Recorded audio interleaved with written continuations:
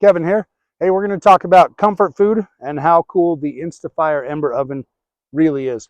We've had this thing for a couple of months, and the more I use it, the more we use it, the more comfortable we get with it, and the more possibilities that we see. But we obviously wanted to come out here when it's cold, snowy, windy. I wish it was snowing a little bit so we could kind of really ramp this thing up a little bit. But we've already got the fire going.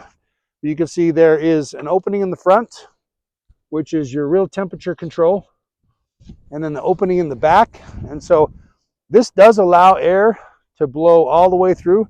And so you're going to see times where this thing will shoot out some fire like whoosh. Don't worry about it. There's nothing wrong with that. That's the way it's supposed to be. This thing does have a little bit of a learning curve to it. And that's actually kind of what makes it fun, is because you got to kind of sit here. Don't leave this thing. You got to sit here and kind of adjust it depending on the wind, depending on what you're using to cook it, depending on if all of a sudden a big old flame comes shooting out the top. You might want to close this one, okay, depending on what the direction the wind's blowing.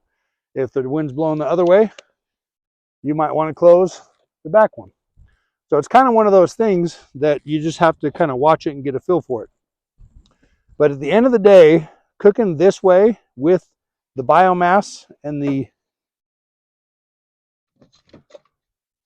Instafire, it's going to take about 15 minutes to heat this thing up to 300 degrees.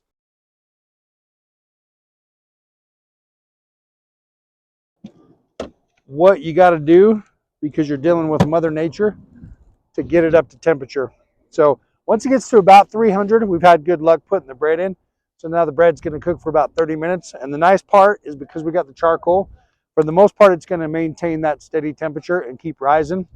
But the work is getting it up to about 300 before you put it in.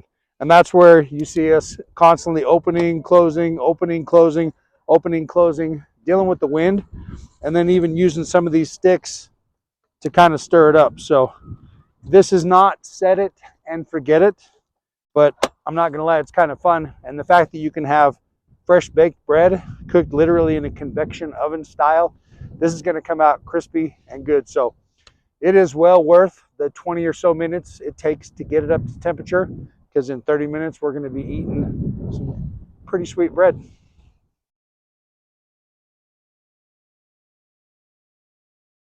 I want to show you one thing real quick as far as how to clean it up.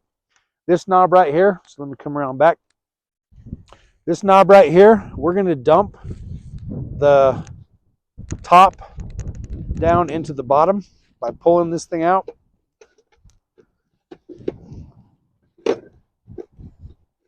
And that dumps everything down there to the bottom. So I can close that up.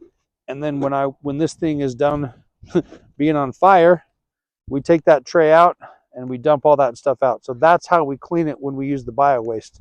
So we're obviously not going to be able to dump that out quite just yet. But we had about 20 minutes of time to preheat this. And we had about 30 minutes of cook time. And this is what we are looking at. Fresh baked bread outside in the cold.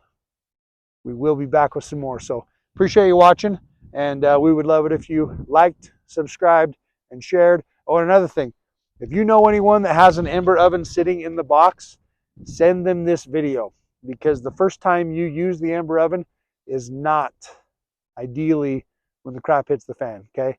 So send this to the people you care about, like, subscribe, and we will be doing some more because we want to get better at this also. Take care.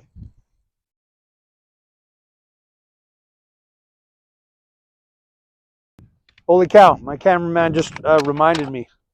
I didn't try the bread, so we're going to go caveman style and just crack this thing open.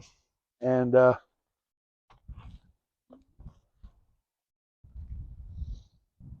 probably would cook it for 5 more minutes, but like I say, it's a learning curve, and it's still pretty dang good.